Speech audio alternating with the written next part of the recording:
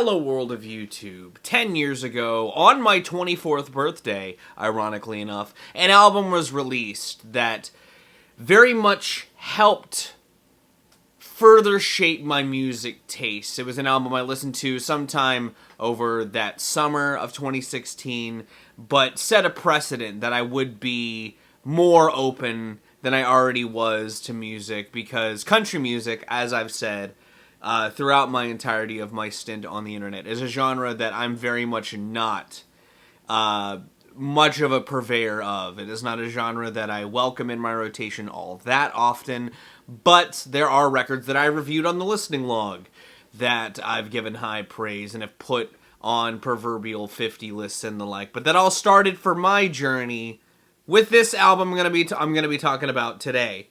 Again, it turns 10, and it is a record that I would say holds up and was very much championed at the time, and I think shouldn't be left to the past, especially considering this artist has very much gone off the deep end post this album and done a lot to distance himself from some of the ideas on here while staying in a lane that he very much knows all too well. It is the third album from country artist Sturgill Simpson, A Sailor's Guide to Earth. All of us cry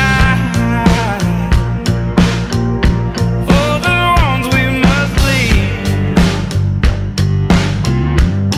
Even though it was going to be a core part of my life when I first moved to Indiana, which would have been 2 years prior to this album's release, I don't have a kid in 2026. I also don't really have a relationship with my father. So there's a huge part of this record that feels like it shouldn't connect with me. Because it very much feels like a father's letter to his son. And I love that about it. And I think that it's structured very well as far as like setting groundwork for his guidance and why he's going to raise his son the way he does through the lenses of nostalgia and storytelling, with some fun further ties into that with covers and the like that I think weave together to make a wonderful album experience. It also embraces things like lush orchestration and sonics that are seen in classic country and helps meld them with that sort of drearier spaciness throughout the likes of Breaker's Roar, and the one centerpiece of this that I feel like is the most dad thing this album does, and that's cover Nirvana's In Bloom. Like, it's following a song where he ends it by reflecting on times when he was high and playing GoldenEye in his youth, and then spins it into a moment where his adolescent love blossom out, and we get a bit of his wild side after that. It's a good centerpiece for this record that acts as like a really nice homage while being just full-blown different in style that I just absolutely love. I also like how the album's flow-wise helps give way to these just checklist of lessons told throughout various POVs, or written to talk about various POVs. Like the intro, and obviously the intro stretch a little bit kind of feels more direct, of like Sturgill talking to his son. It almost feels like parts of C Stories are written thinking of his father in mind, and it's sort of like, I feel like maybe it was an awakening moment to him, like what his life could be like. And it's an interesting sort of like back and forth in that style. But then also to like turn attention not just to his son, but the world he's going into through the likes of especially Call to Arms, the closer on this, where it almost feels like he's trying to create a little bit of rebellion in his son by wanting to go against the status quo. Something, again, he would do very much so following this in a way that very much matches maybe his energy, but it's just a wild career to go from after making a smash like this, you know? There's a push and pull on embracing rebellion that I think Sturgill accepts is going to happen to him, as it happened to his father throughout parts of this as well, like on Brace for Impact, Live a Little, or throughout some of the tone on Keep It Between the Lines. It feels like trying to rein in that stewing anarchy that Sturgill sees.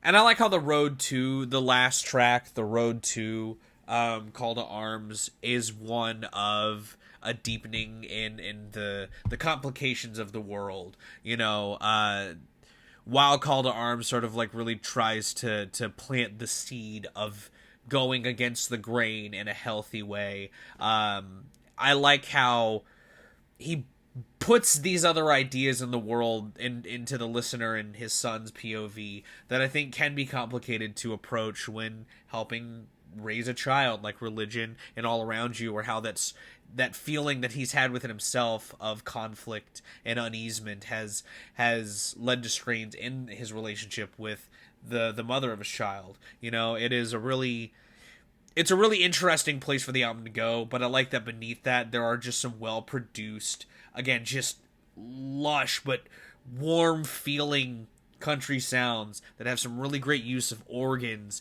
and violins and saxes. It's just a really great soundscape that I think is aces. I misremembered my own score from 2016, but I gave this album a fucking 7, and I think that I was on some dumb shit even back then, because this album is like an 8 or a 9 for sure. This album's an album that I've listened to a lot more than records that I rated above it from the same year. It was also like low in my top 50 that year, but it was on there.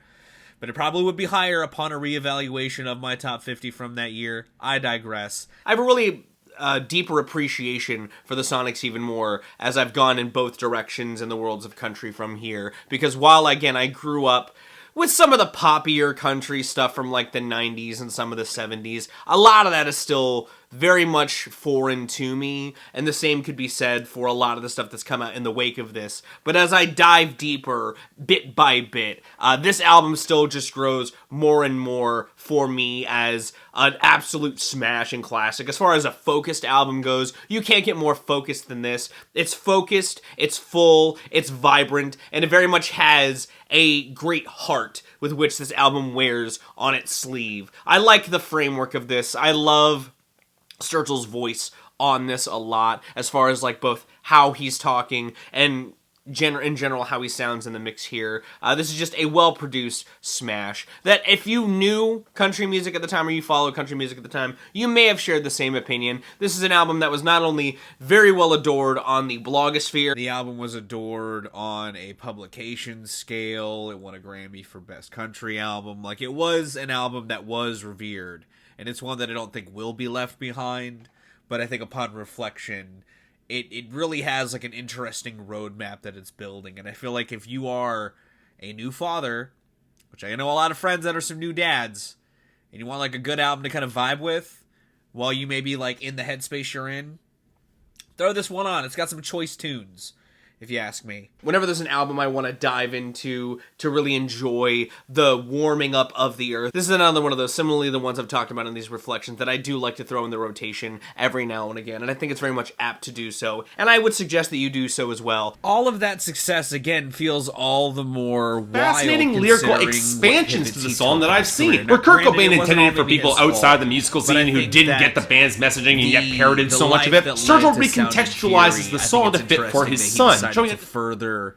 pivot into realms that, again, aren't too far off. I admittedly have not spent much time with his bluegrass stuff as much as I would like, but it still feels like strays from his roots that don't feel too far away from a sound like this. I just don't anticipate it to maybe be quite as full as this album feels. But at the end of the day, this album still rips, and I still think Sound and Fury was alright too when it came out. That's another one I should look back upon, but maybe I'll do that in a couple years. As of this, that's it.